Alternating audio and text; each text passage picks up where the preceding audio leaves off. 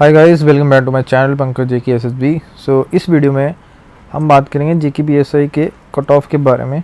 ठीक है, एक्चुअली काफ़ी लेट हो गया इसका रिज़ल्ट, अभी मेरे ख्याल से निकाल देना चाहिए ताकि बच्चों को क्लियर हो जाए कि आगे उनको क्या करना है अपनी लाइफ में। जैसे मैं अपनी बात करूँ तो मेरा भी सीजीएल का एग्ज़ाम भी है, ठीक है, और उसके अलावा मेरा अभी सीएपीएफ का एग्ज़ाम भी था, तो उसमें भी अच्छी तैयारी नहीं हो पाई। सीजीएल में भी इतना कोई ख़ास मतलब नहीं है, मेंस के लिए इतनी कोई वो बोलते हैं ना फुल थ्रू तैयारी नहीं है। और जेके पीएसआई का फिजिकल भी है, उसकी भी तैयारी करनी है, तो इट्स गेटिंग वेरी टफ। तो अगर वो क्लियर कर देते, रिज़ल्ट निकाल देते और उसके बाद हमें पता लग जाता है कि हाँ whether we are going to qualify for this PET और नॉट, और उस हिसाब से हम बाकी चीज़ें प्लान करते हैं। काफ़ी लेट हो गया, 2-2.5 साल हो गए एक ही एग्ज़ाम्स को लेके, 2 बार एग्ज़ाम दे दिए। पहले 115 स्कोर था, इस बार भी जो क्या बोलते हैं आंसर ये उसमें नियर अबाउट 119-120 स्कोर है। तो देखते हैं। तो मेरे को बहुत सारे कमेंट्स आ रहे, बच्चों के मैसेज आ रहे थे टेलीग्राम पे कि कट ऑफ के बारे में आप बताओ क्या आइडिया है। एक्चुअली इसका पूछ रहे थे और बीएलडब्ल्यू का पूछ रहे थे। बीएलडब्ल्यू का मैंने एक वीडियो बना दी है, ठीक है, लेकिन जो जेके पीएसआई का है उसका मैं अभी आपको बता देता हूँ इस वीडियो में। देखो, इसमें 2-3 चीज़ें जो मैटर करेंगी। पहला कि इस बार बोल रहे हैं कि बच्चों ने कम अप्लाई किया है, कम बच्चों ने अप्लाई किया है, लेकिन मैं आपको मतलब कम बच्चों ने पेपर दिया है। तो मैं आपको एक चीज़ बताता हूँ, जो बहुत ज़्यादा सीरियस कैंडिडेट होगा ना, बहुत ज़्यादा सीरियस कैंडिडेट होगा, जो सीरियस कैंडिडेट है who are going to selected in the merit, ठीक है, वो उनमें से सिर्फ मैं बोल नहीं सकता 50 बच्चे ऐसे होंगे जिन्होंने पेपर नहीं दिया होगा। वो भी क्यों, अनअवॉइडेबल कुछ कंडीशन होगी तो मैं बोल नहीं सकता, नहीं तो ऐसे वो सारे बच्चे पेपर देने गए हैं। इवन जो बच्चे बोल रहे हैं कि इसमें कुछ स्कैम है, ये है, वो है, तो वो बच्चे भी ही पेपर देने गए थे, ठीक है। तो ये होगी कि हाँ भी इसमें अटेंडेंस कम थी, तो उससे देखो इससे ज़्यादा फ़र्क नहीं पड़ने वाला, ठीक है, अटेंडेंस से कोई ज़्यादा फ़र्क नहीं पड़ने वाला, क्योंकि जो सीरियस कैंडिडेट है जो ऊपर टॉप पहले 72 में आएगा या जो टॉप 1200 में आएगा, क्योंकि इसमें एक बार एग्ज़ाम हो चुका है, तो जो इसमें पहले टॉप में थे ना, पहले वाले में, वो तो पक्का ही देंगे। अब हम थे, हम कुछ भी हो जाता है यार, पेपर तो देना था, क्यों? क्योंकि हमें पता था, हमने पहले क्वालिफाई किया।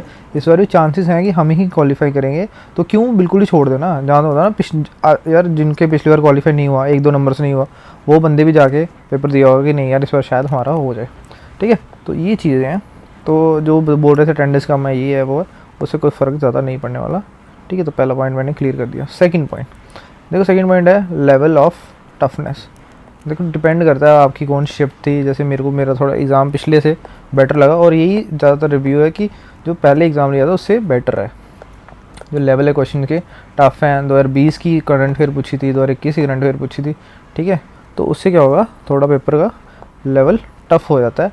देखो, ये तो बात वंस फॉर ऑल श्योर है कि जो पिछली बार कट ऑफ था, आई थिंक 99 था कट ऑफ ओपन मेरिट का, ठीक है, वो उससे कम ही होगा यार। हर जो अपनी अपनी कैटेगरी है उसमें जो कट ऑफ होगा कम होगा। लेकिन इसमें भी कंडीशन है कि नॉर्मलाइजेशन किस हिसाब से होती है। देखो, नॉर्मलाइजेशन जैसे कई बच्चे बोल रहे हैं एसएससी में 40-40 मार्क्स की नॉर्मलाइजेशन होती है, लेकिन मैं बताता हूँ, मैंने एसएससी काफ़ी एग्ज़ाम दिए हैं, 40 मार्क्स की नॉर्मलाइजेशन होती है नहीं है, अब 15 से 20 मार्क्स, ठीक है। वो भी क्यों हुई थी, क्योंकि कुछ क्या बोलते हैं, ये कुछ रॉन्ग क्वेश्चन थे, तो उनके सारे उनको मार्क्स मिल गए थे। मतलब आपको ये लगा लो 10 से 20 मार्क्स की नॉर्मलाइजेशन होती है, ठीक है, इससे ज़्यादा नहीं होती। वो 40-40 मार्क्स होते थे। जो 2018 में जो प्री दिया था, तो एक लड़के 180 रॉ स्कोर था और उसके नॉर्मलाइज हो गए 220 हो गए थे आउट ऑफ 200। तो ऐसे होता था पहले, अब्रप्ट नॉर्मलाइजेशन होती थी। लेकिन अभी क्या हो गया, अब इसी को ध्यान में रखते हुए मेंस में भी, मेंस को एक दिन में करने की कोशिश होती है या कम, ठीक है, 1-2 शिफ्ट में करने की कोशिश होती है, ठीक है, क्योंकि उससे काफ़ी फ़र्क पड़ता है, ठीक है।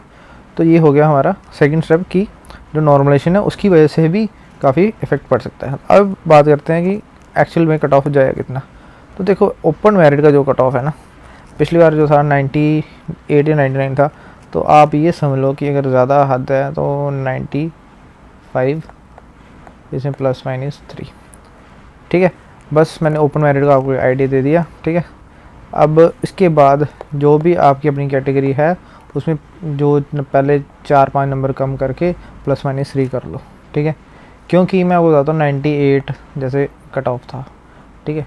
अब 98 से 95 में ना, आप सोच भी नहीं सकते, मेरे ख्याल से 2-3 हज़ार बच्चा होगा। ये नंबर जैसे जैसे कम होगा ना, जैसे 94 से 95, अगर 1000 बच्चा है एग्जांपल है, तो 93 से 94 में 1500 होगा, फिर 92 से 93 में 2000 होगा, क्योंकि जैसे कम मार्क्स कम होते हैं वैसे वैसे बच्चों की जो स्ट्रेंथ है वो बढ़ती जाएगी। तो जब जितना एक नंबर कम करने के लिए ना 1000 बच्चों का मतलब पेपर ख़राब होना चाहिए, जो कम नंबर होने चाहिए, और 2 मार्क्स करने के लिए 1500 2500 हो गया, ठीक है। तो ये चीज़ है, डिपेंड करता है। ऐसा नहीं है, इतना भी आसान पेपर नहीं था, इतना भी टफ पेपर नहीं था कि बच्चों के स्कोर नहीं है। जितने मेरी इतनों से बात हुई है, मेरे जो कोलीग्स वगैरह हैं जिन्होंने दिया हुआ एग्ज़ाम, ठीक है, उनके मोर और लेस 95 से अब ही हैं, ठीक है।